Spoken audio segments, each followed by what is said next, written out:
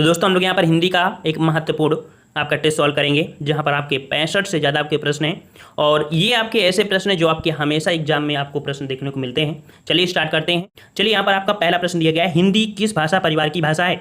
हमारे प्रश्न पढ़ने से पहले आपका जवाब आ जाना चाहिए, ठीक है। चलिए यहाँ पर हिंदी किस भाषा परिवार की भाषा है, तो याद रखिएगा कि जो आपकी हिंदी है ये आपके भारूपी परिवार की है। ऑप्शन राइट आपके यहाँ पर ये हो जाएगा भारूपी परिवार, क्योंकि जो आपकी हिंदी आई है वो आपके आर्य लोग जब भारत में आए थे अर्थात यूरोपीय कंट्री से इधर को आए थे, इसलिए भारत और यूरोप दोनों को मिलाकर भारूपी परिवार नाम दिया गया। ऑप्शन आपका ए हो जाएगा। नेक्स्ट क्वेश्चन दिया है कि भारत में सर्वाधिक बोली जाने वाली भाषा कौन सी है। भारत में सर्वाधिक बोले जाने वाली भाषा, याद रखिएगा कि भारत में सर्वाधिक बोले जाने वाली भाषा आपकी कौन सी है, आपकी हिंदी हो जाएगी। ऑप्शन आपका फर्स्ट हो जाएगा। नेक्स्ट क्वेश्चन है कि हिंदी भाषा का जन्म हुआ है। हिंदी भाषा का जन्म कैसे हुआ है, तो याद रखिए सबसे पहले आपकी जो आई थी वो आपकी कौन सी आई थी, संस्कृत। संस्कृत के बाद आपकी पाली भाषा आई, पाली की भाषा के बाद आपकी प्राकृत भाषा, फिर आपकी कह सकते हैं अपभ्रंश, फिर आपकी कह सकते हैं अवाहट, फिर आपकी हिंदी, ठीक है, प्राचीन आधुनिक ऐसे ही सामने आई। तो इस हिसाब से यहाँ पर ऑप्शन आपका हो जाएगा ए नंबर अपभ्रंश, ठीक है, अपभ्रंश से आपकी आई है। ऑप्शन राइट आपका ए हो जाएगा। नेक्स्ट क्वेश्चन है कि निम्नलिखित में से कौन सी बोली अथवा भाषा हिंदी के अंतर्गत नहीं आती है। हिंदी के अंतर्गत नहीं आती है मेरे दोस्त, यहाँ पर याद रखना नहीं शब्द है और नहीं शब्द को जरूर आप पॉइंट में देखा करिएगा। नहीं शब्द आपकी है तो देखिए कन्नौजी तो आती है, बांग्लू भी आती है और अवधी आती है, लेकिन आपकी तेलुगु नहीं आती है। ऑप्शन राइट आपका डी हो जाएगा। नेक्स्ट क्वेश्चन आपसे दिया गया यहाँ पर, चलिए हिंदी की विशिष्ट बोली ब्रजभाषा किस रूप में सबसे अधिक प्रसिद्ध है। तो याद रखिए हिंदी की विशिष्ट बोली जो ब्रजभाषा है ये आपके सबसे ज़्यादा जो जानी जाती है किस रूप में जानी जाती है, तो याद रखिएगा ये काव्य भाषा के रूप में जानी जाती है। ऑप्शन राइट आपका डी हो जाएगा, काव्य भाषा, ठीक है। चलिए नेक्स्ट क्वेश्चन आपका दिया गया है कि भारतवर्ष में हिंदी को आप किस वर्ग में रखेंगे। भारतवर्ष में हिंदी को आप किस वर्ग में रखेंगे, तो याद रखिएगा कि भारतवर्ष में हिंदी को राजभाषा में रखना, राजभाषा, ठीक है। काफ़ी बच्चों जो होते हैं वो लोग राष्ट्रभाषा लगा देते हैं, बल्कि राजभाषा और राष्ट्रभाषा में अंतर क्या है इसको समझ लीजिए। राजभाषा और राष्ट्रभाषा, देखिए राष्ट्र मतलब होता है कि जैसे आपका पूरा भारत है और पूरे भारत में अगर सभी राज्यों में हिंदी बोली जाती तो राष्ट्रभाषा बोलते, लेकिन आपके 10 ही ऐसे राज्य हैं जहाँ पर आपकी हिंदी बोली जाती है। इस कारण से आपकी हिंदी राष्ट्रभाषा ना होकर कैसी है, राजभाषा है, राजभाषा। ऑप्शन राइट आपका ए हो जाएगा। नेक्स्ट क्वेश्चन है ढूंढाही बोली है। ढूंढाही बोली जो बोली जाती है वो कहाँ पर बोली जाती है, ढूंढाही बोली याद रखिएगा ये आपकी पूर्वी राजस्थान, ठीक है। ऑप्शन राइट आपका बी हो जाएगा, पूर्वी राजस्थान में आपकी बोली आती है आपकी जो ढूंढाही बोली है, ठीक है। और जो जयपुरी है, जयपुरी को इसी बोल देते हैं, ठीक है। चलिए नेक्स्ट क्वेश्चन आपसे दिया गया है ब्रजबुली नाम से जानी जाती है। ब्रजबुली के नाम से जो जानी जाती है वो कौन सी जानी जाती है, तो ब्रजबुली के नाम से जानी जाती है आपकी पुरानी बंगला। ऑप्शन राइट आपका डी हो जाएगा, पुरानी बंगला। नेक्स्ट क्वेश्चन है कि निम्नलिखित में से कौन सी भाषा देवनागरी लिपि में लिखी जाती है। देवनागरी लिपि में, याद रखिए देवनागरी लिपि पूछा गया है और देवनागरी लिपि में जो लिखी जाती है वो आपकी मराठी लिखी जाती है, ठीक है, मराठी। ऑप्शन राइट आपका सी हो जाएगा। नेक्स्ट क्वेश्चन है एक मनई के दो बिटवे रहन, ओ माँ लौरा अपने बाप से कहिस दादा, धन माँ जवन हमार हिस्सा लागत होए तवन हमका दे। यह अवतरण जो हिंदी की है किस बोली में, अर्थात ये जो लैंग्वेज बोली गई है किस लैंग्वेज में है, तो जो लोग इस एरिया से होंगे जरूर बता देंगे। और ये आपके अवध अर्थात अवधी क्षेत्र से है। ऑप्शन राइट आपका सी हो जाएगा, अवधी। नेक्स्ट क्वेश्चन है कि निम्नलिखित में से कौन सी भाषा संस्कृत भाषा की अपभ्रंश है। हमने आपको पॉइंट एक बताया था, सबसे पहले आपकी संस्कृत आई है, संस्कृत के बाद आपकी पाली भाषा आई है, पाली भाषा के बाद आपकी प्राकृत भाषा आई है, फिर आपकी अवाहट हो गई, मतलब जो अपभ्रंश होती है अपभ्रंश हो गई, फिर अवाहट, फिर आपकी हिंदी हो गई। तो वहाँ पर देख सकते हैं संस्कृत भाषा का अपभ्रंश, संस्कृत के बाद आपकी पाली, फिर आपकी प्राकृत, तो एक दूसरे के अपभ्रंश होते हैं। यहाँ पर देख सकते हैं 11 का ऑप्शन राइट जो आपको हो जाएगा वो आपका डी नंबर, क्योंकि संस्कृत के बाद कौन सी अपभ्रंश बनी है, पाली बनी है। पाली की अपभ्रंश पूछता है तो आपको प्राकृत बताते हैं, ठीक है। तो इस प्रकार से ऑप्शन राइट आपका डी हो जाएगा, पाली भाषा। नेक्स्ट क्वेश्चन आपसे दिया गया है कि अधिकतर भारतीय भाषाओं का विकास किस लिपि से हुआ है। तो भारत में देख सकते हैं जितनी भारतीय भाषाएं हैं अधिकतर का जो विकास हुआ है वो आपकी किस लिपि से, तो ये आपकी ब्राह्मी लिपि से हुआ है। किस लिपि से हुआ भाई, तो आपकी ब्राह्मी लिपि से हुआ है, ठीक है। चलिए नेक्स्ट क्वेश्चन का आते हैं। क्वेश्चन आपसे अगला है कि हिंदी भाषा किस लिपि में लिखी जाती है। हिंदी भाषा किस लिपि में लिखी जाती है, बिल्कुल इजी क्वेश्चन है। तो आपकी हिंदी भाषा देवनागरी लिपि में लिखी जाती है। ऑप्शन राइट आपका सी हो जाएगा। नेक्स्ट क्वेश्चन वर्तमान हिंदी का प्रचलित रूप बताइए। वर्तमान हिंदी का जो प्रचलित रूप है वो कैसा है, कैसा है, खड़ी बोली है, ठीक है। याद रखिए सी नंबर खड़ी बोली हो जाएगा। अगला हिंदी भाषा की बोलियों के वर्गीकरण के आधार पर छत्तीसगढ़ी बोली।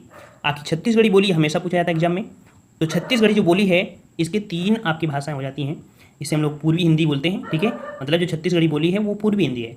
और ABC अवधी, बघेली और छत्तीसगढ़ी ये 3 बोलियां हैं, ये आपकी पूर्वी हिंदी के अंतर्गत आती है। 15 का ऑप्शन आपका ये हो जाएगा। नेक्स्ट क्वेश्चन है निम्नलिखित में से कौन सी पश्चिमी हिंदी की बोली नहीं है। पश्चिमी हिंदी की बोली नहीं है, तो पश्चिमी हिंदी में जो आपकी बोली नहीं है वो कौन सी, यहाँ पर आपका जवाब देखिए बुंदेली तो है ही, ठीक है, और आपकी ब्रज भी है, कन्नौजी है, बघेली नहीं है, बघेली आपकी पूर्वी हिंदी में आती है। ऑप्शन आपका डी हो जाएगा। नेक्स्ट क्वेश्चन आपसे अगला पूछा गया है कि भारतीय संविधान में किन अनुच्छेदों में राजभाषा संबंधी प्रावधानों का उल्लेख है। राजभाषा संबंधी प्रावधानों का उल्लेख, और राजभाषा जो आपका दिया गया है वो आपका दिया गया है 343 से 351। ऑप्शन राइट आपका ए सही हो जाएगा। नेक्स्ट क्वेश्चन दिया गया है दक्षिणी भारत हिंदी प्रचार सभा का मुख्यालय कहाँ पर स्थित है। दक्षिणी भारत हिंदी प्रचार सभा का जो मुख्यालय है वो कहाँ पर है, तो यहाँ पर जवाब हो जाएगा ऑप्शन सी, आपकी चेन्नई में है। कहाँ पर है, चेन्नई। ऑप्शन राइट आपका सी हो जाएगा। नेक्स्ट क्वेश्चन है हिंदी भाषा के विकास का सही अनुक्रम कौन सा है। जो अभी हमने आपको बताया था वही चीज़ आपको देख सकते हैं, प्रश्न पूछा गया, डायरेक्ट प्रश्न पूछा जाता है। तो यहाँ पर सबसे पहले आपकी संस्कृत, फिर पाली, प्राकृत, अपभ्रंश, फिर आपकी हिंदी। संस्कृत तो ऑप्शन में है नहीं है, ऑप्शन में नहीं है ना, इस कारण से ऑप्शन आपका ये देख लीजिए, ये क्रम बिल्कुल सही लिखा हुआ है, पाली, प्राकृत, अपभ्रंश और दिल्ली। नेक्स्ट क्वेश्चन दिया गया है संविधान के अनुच्छेद 351 में किस विषय का वर्णन है। आप विश्वास रखिएगा हमारे इस चैनल से हिंदी आपको बाहर निकल के जा नहीं सकती है। जितना हम आपको पढ़ा दें बस हर एक टेस्ट लगाते चलिए, किताबों का सहारा लेते चलिए ताकि आपका बेस कंप्लीट रहे। ठीक है, आपको हिंदी में समस्या नहीं होगी, इस चैनल की गारंटी है। चलिए, तो यहाँ पर आपका 351 में जो विषय का वर्णन है, किस विषय का वर्णन है, ये है आपके हिंदी के विकास के लिए निर्देश। हिंदी के विकास के लिए यहाँ पर निर्देश दिए गए हैं, कहाँ पर, 351 में। ठीक है, ऑप्शन राइट आपका 20 का डी हो जाएगा। नेक्स्ट क्वेश्चन आपसे अगला है ब्रज भाषा जो आपकी है वो कैसी है, कहाँ की भाषा है। ब्रज भाषा जो बोली जाती है ये आपकी बोली जाती है पश्चिमी हिंदी के अंतर्गत। ठीक है, ब्रज क्षेत्र जो आपका है ना, ठीक है, वहाँ पर आपकी बोली जाती है क्या, आपकी पश्चिमी हिंदी क्षेत्र में आपकी ब्रज भाषा बोली जाती है। ठीक है, और वैसे भी जानते हैं मथुरा वगैरह है ना, मथुरा कहाँ पर, पश्चिम में पढ़ते हैं, और वहाँ पर ब्रज क्षेत्र हो गया, नॉर्मल से पश्चिमी हिंदी। नेक्स्ट क्वेश्चन आपसे दिया मगही किस उपभाषा की बोली है। मगही, मगहर नाम सुने ना, बिहार में पड़ता है। ठीक है, मगहर बोलते हैं, वहाँ पर उन्होंने अपना देह त्यागा, तो वही चीज़ है मगही, बिहार से संबंध है। ऑप्शन राइट आपका डी हो जाएगा, बिहारी हिंदी के अंतर्गत आती है। अगला हिंदी खड़ी बोली किस अपभ्रंश से विकसित हुई है। हिंदी खड़ी बोली, देखो अभी हिंदी खड़ी बोली जो आपकी है वो कहाँ के अंतर्गत आई है, तो याद रखिएगा सौरसेन, एक सौरसेन राजा थे, उन्हीं के अनुसार ये रखा गया है सौरसेनी। तो जो खड़ी बोली आपकी है वो किस अपभ्रंश से विकसित है, तो आपके सौरसेनी से। ठीक है, ऑप्शन आपका सी हो जाएगा।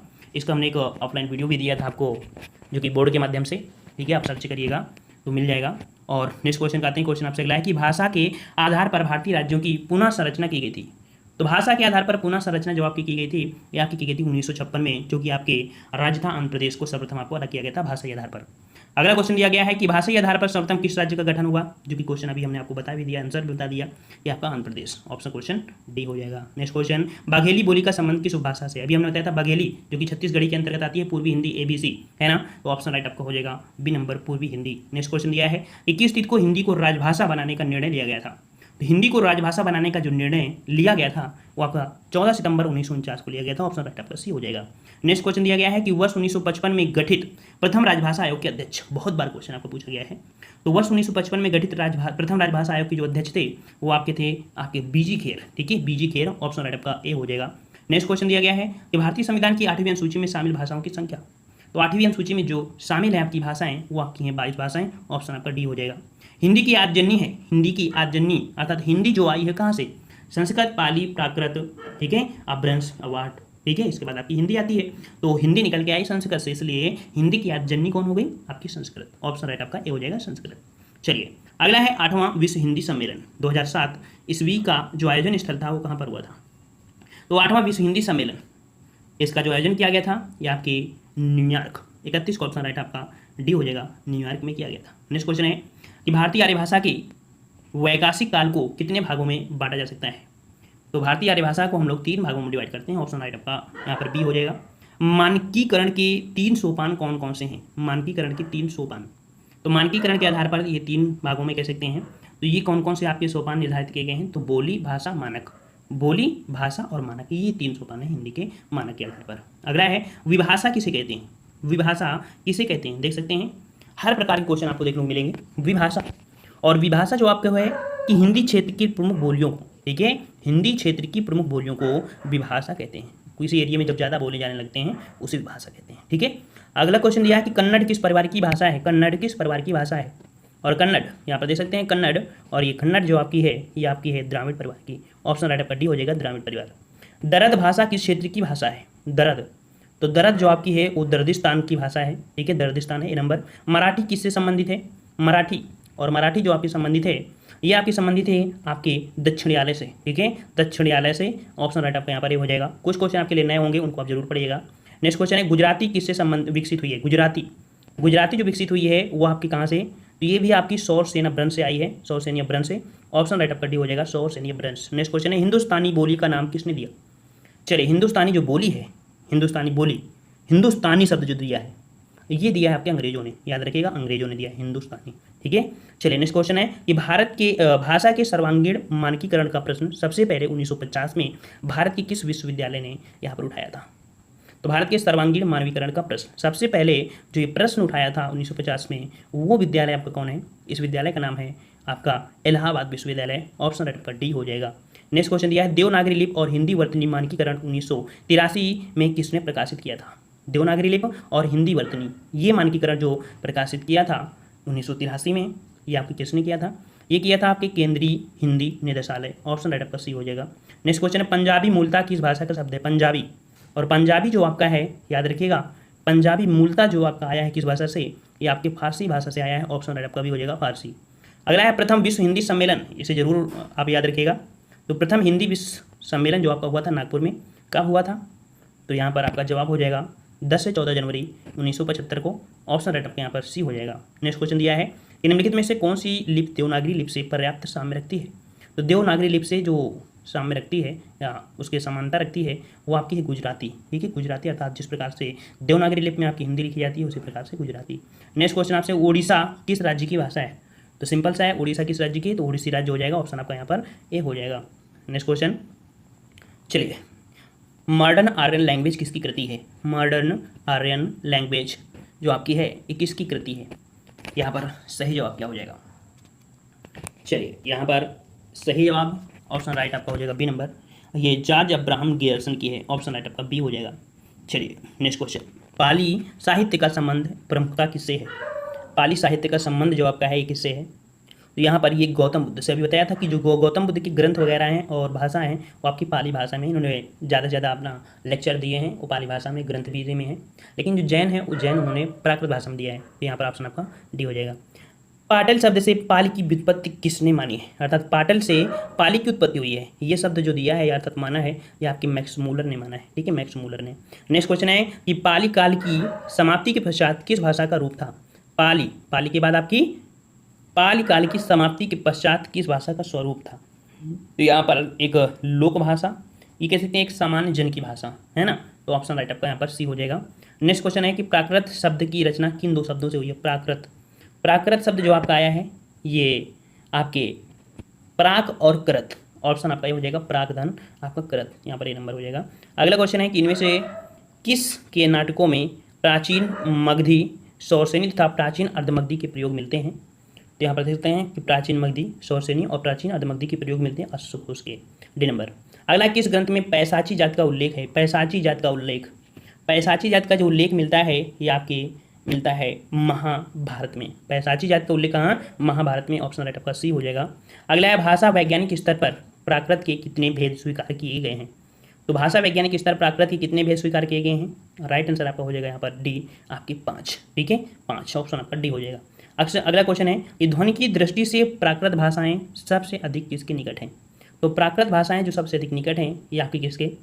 तो ये आपके हैं पाली के पास। ठीक है, पाली के पास तो आती है ना, पाली भी प्राकृत, तो पास में कौन हो गया? आपकी कौन सी हो गई? पाली हो गई। नेक्स्ट क्वेश्चन है कि अपभ्रंश का दूसरा नाम, और अपभ्रंश का हमने बताया था अवाहट। ठीक है, ऑप्शन आपका ये हो जाएगा अवाहट। कहीं कहीं अपभ्रंश मिलेगा, कहीं कहीं अवाहट मिलता है। नेक्स्ट क्वेश्चन, उक्ति प्रकरण में दामोदर पंडित ने किस भाषा को अभ्रष्ट कहा है? तो उक्ति प्रकरण में दामोदर पंडित ने जो भाषा को अभ्रष्ट भाषा कहा है वो आपकी जो भाषा है कौशल की भाषा को। ठीक है, कौशल देश, ऑप्शन आपका डी हो जाएगा। लहदा कहाँ की भाषा है? लहदा ये जो आपकी है वो कहाँ की है? 57 का ऑप्शन राइट आपका हो जाएगा। यहाँ पर जवाब आपका हो जाएगा अफगानिस्तान। ठीक है, कहाँ की है? ये नंबर आपका अफगानिस्तान हो जाएगा। नेक्स्ट क्वेश्चन है कि प्रत्येक वर्ष हिंदी दिवस का आयोजन कब किया जाता है? प्रत्येक वर्ष हिंदी दिवस का आयोजन कब किया जाता है? और यहाँ पर आपका जवाब सही हो जाएगा। कब होता है? बिल्कुल सही है, 14 सितंबर को होता है। ठीक है, 14 सितंबर को। अगला क्वेश्चन है, घनानंद किस धारा विशेष के प्रमुख कवि हैं? घनानंद यहाँ पर देख सकते हैं किस धारा के विशेष प्रमुख कवि हैं। तो आपका जवाब यहाँ पर सही हो जाएगा। 59 का जवाब ये आपके रीतकाल के हैं। ठीक है, रीतकाल हो जाएगा, डी नंबर आपका हो जाएगा। और नेक्स्ट क्वेश्चन आपसे अगला पूछा गया है कि मध्य युग में हिंदी को केरल में किस नाम से जाना जाता था? मध्य युग में हिंदी को केरल में किस नाम से? तो यहाँ पर केरल में जो जानते थे वो आपके तुलक भाषा से, तुलक भाषा आपका ए नंबर आपका हो जाएगा। अगला प्रेम सागर पर किस भाषा का प्रभाव है? प्रेम सागर, प्रेम सागर में जो भाषा है प्रभाव पड़ा है वो आपके ब्रज भाषा का है। ऑप्शन राइट आपका बी हो जाएगा। मैं दुनिया की सब भाषाओं की इज्जत करता हूँ परंतु मेरे देश में हिंदी की इज्जत ना हो या मैं बर्दाश्त नहीं कर सकता हूँ। कितना अच्छा प्रश्न है, कितने अच्छे यहाँ पर ये हैं राइटर विनोबा भावे। ठीक है, ऑप्शन आपका डी हो जाएगा। विनोबा भावे ने ये शब्द कहा है कि मैं दुनिया की सब भाषाओं की इज्जत करता हूँ परंतु मेरे देश में मेरे हिंदी की इज्जत ना हो इसे मैं बर्दाश्त नहीं कर सकता हूँ। विनोबा भावे का शब्द है। तो आज की वीडियो में इतना ही, मिलते हैं नए वीडियो में, तब तक के लिए धन्यवाद। जय हिंद।